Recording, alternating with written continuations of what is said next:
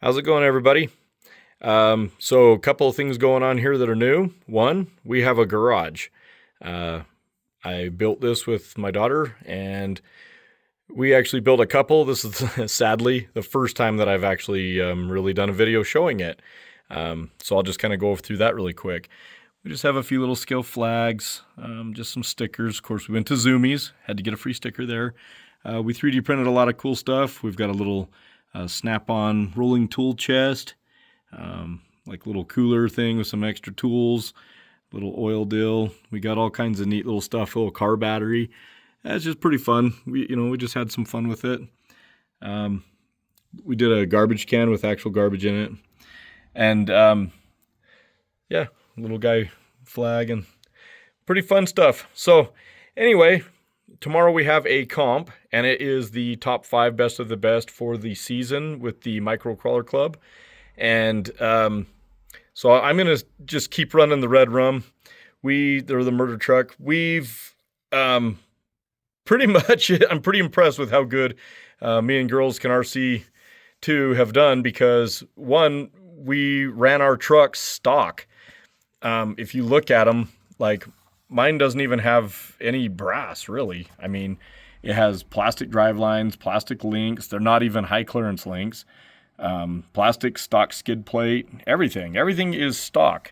No overdrive. And the reason is because whenever we first began the comp, I was going to try to, just begin with competing in, pretty much a stock class. But with these guys, they don't really have a stock class. So we're doing the D1, and yeah, same electronics, everything's stock, transmission stock, stock motor even. We didn't even upgrade the motor. Even though you're allowed to put a bigger brushed motor in it, we still didn't do it. But anyway, the thing that we were allowed to do was rims and tires. So that's pretty much about the only upgrade besides just some little scale stuff. So, I mean, I'm sure you guys have all seen the murder truck in previous videos. But so anyway, what we're going to do is, this video is just kind of to show you guys what we do to get ready for a comp, okay?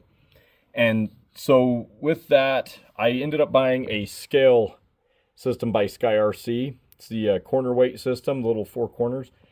And so you have to download the app. Once you get the app downloaded, you have to pair and sync your Bluetooth to your phone and everything. And so Girls Can RC 2 is going to be helping me a little bit today with my videoing, because I can't video and have my app going. So anyway, I want to weigh the truck, because I'm shooting for 60 in the front, 40 in the rear, 50-50 side to side weight. That's kind of where I'm shooting for. And so let's see where we're at. Okay, so we have these scales set up. They give you the 4. You get a left, right rear, left rear. So we put them on there. I'm just going to make this quick. So right there you can see my front weight is 53%, rear is 47, and my side to side is 48-52. Now, we don't have any batteries in this truck right now, so that's going to change a little bit with it. And so with the comp, you don't really need a 900 milliamp, because, your comps are mostly timed. So you're going to end up running like, 5 minutes or less, pretty much maximum on your entire comp. So do you really need a 900 milliamp battery? No. 450, maybe. And a 350, that's, the stock battery, that's pretty much what you want to run. Just if you're trying to keep the weight distribution down, but you can always play with the different battery weights to try to get your percentages up and down. So let's mess around with that here really quick.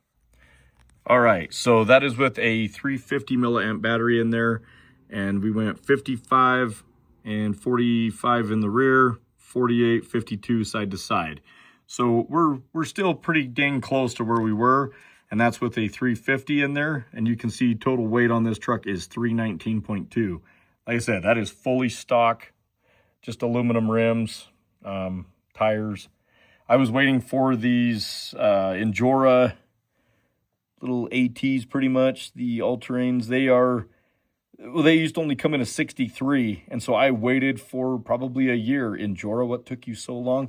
Same thing with the claw hammers on Little Guy Race. I ended up buying some claw hammers, but I had to wait forever to get the 67s, or I'm sorry, the 57s, because all they had was 63s, and it just too big for me. I'm not running those space rigs. All right, so I ended up putting a 450 milliamp battery. You can see it went up a little bit in weight. It's at 326. This thing's very sensitive, so just me talking and breathing, it's fluctuating.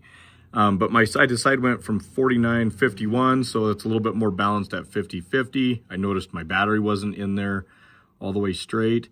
But we're at 55 front, 45 rear, and I don't think we're gonna change much with that anymore because, well, one, I don't run a rear battery. I did the 3D printed front located battery, and so ESC is more centrally located, but they don't really weigh anything. And then the battery is kind of like center forward, front low. So pretty cool. I mean, I could probably add a little bit of weight right up here on this bumper, maybe just drop a bolt in there, glue it down just to get it. But you know what, as far as running stock, I'm pretty impressed with it. So with the D1 class, these guys really like to run the shocks vertical.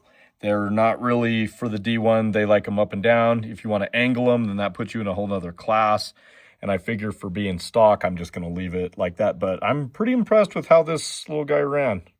It's definitely held up pretty good. Maybe next season, whenever they start, we'll run a little bit more brassed out, oil shocked. Well, these actually are oil shocks. These are the stock oil shocks that come on the JLU Jeeps. So the little green and gray ones, they came with oil shocks, and they're actually quite expensive just to buy them. They want $30 for a set, but they are stock, so that's why I did it. So, all right, well, that's pretty much it for as far as balance and weight. But the other things that you want to do before a comp, just some of the advice that I have is before you leave, check your batteries. Make sure that they are fully charged in your remote, because if your remote dies on you while you're out there, there's a lot of things, a lot of comps, like the one that we run, they're very cool. They, you know, if you roll and something breaks and you fix it, they're really cool with stopping the time, letting you do a few things. But some comps are not like that. Some comps, if you have to do some major repairs, they'll pretty much just disqualify you, DNF you, and just send you on your way. But with these guys, they've been really cool so far. Can't complain at all. They're a great group of guys. They're there to have fun. They're just kick-ass, I think. So, but make sure that your batteries are fully charged. If you, and bring a few just in case, you know, like one comp I ran into, a guy didn't have batteries for his remote and it was dead.